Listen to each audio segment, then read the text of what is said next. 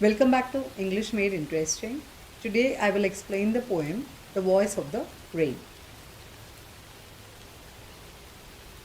The Voice of the Rain by Walt Whitman. Walt Whitman was an American poet, essayist, and journalist. A humanist who was a part of the transition between transcendentalism and realism, incorporating both the views in his works. Transcendentalism, it is a belief that man is at his best when independent and not a part of organized religion or politics.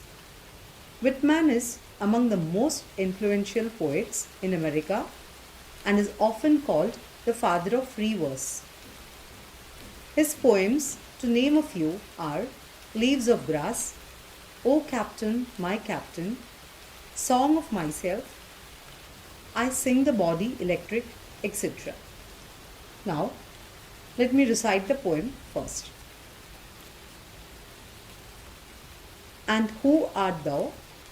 Said I to the soft falling shower, which, strange to tell, gave me an answer, as here translated. I am the poem of earth, said the voice of the rain. Eternal I rise, impalpable, out of the land and the bottomless sea. Upward to heaven, whence vaguely formed, altogether changed, and yet the same. I descend to lave the droughts, atomies, dust layers of the globe, and all that in them, without me, were seeds only, latent, unborn, and forever, by day and night, I give back life to my own origin, and make pure and beautify it. For song issuing from its birthplace after fulfillment, wandering, wrecked or unwrecked, duly filled with love returns. The eternal cyclic movement of the rain is a main theme of the poem. The birth of the rain from the earth and its journey through the sky and its return to Mother Earth celebrate the glory of the earth in quenching and refreshing the Mother Earth. In spite of its apparent changes in form and shape, the essence of the rain remains the same. Now over to the explanation. And who art thou? Said I to the soft falling shower, which, strange to tell, gave me an answer, as here translated. I am the poem of earth, said the voice of the rain. Eternal I rise, impalpable, out of the land and the bottomless sea, which means the poet gazed at the gentle spell of the rain and asked the rain who it was. Much to the surprise of the poet, the rain answered him. The rain said that it is the poem of the earth and it rises from the earth and its water bodies in the form of vapor.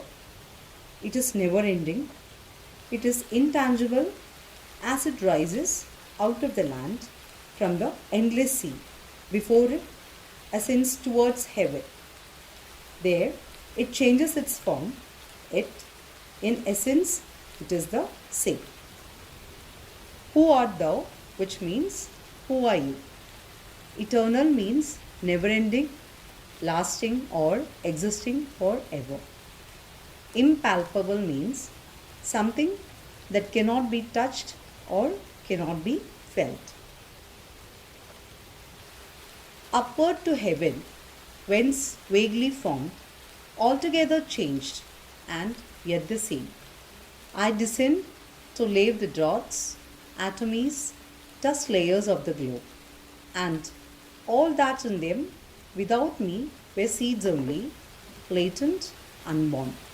Which means, the rain also mentions that it remains the same, although its form changes. The rain returns to earth to refresh the dry earth, to wash away small particles and settle the dust layers of the world.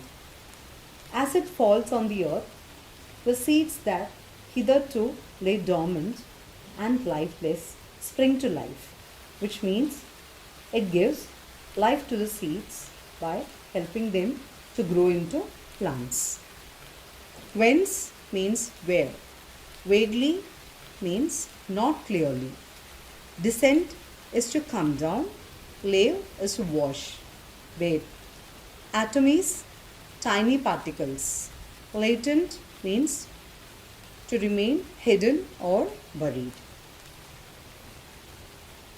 And forever, by day and night, I give back life to my own origin and make pure and beautify it.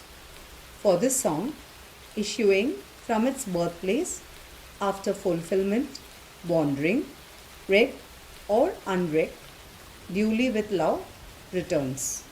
Which means the rain says that the earth is its creator and it gives back life to it. Rain makes the globe wholesome and beautifies it. Thus, the rain takes a full circle and comes back to its creator, just like the song that originates from its birthplace and after completion travels round the earth.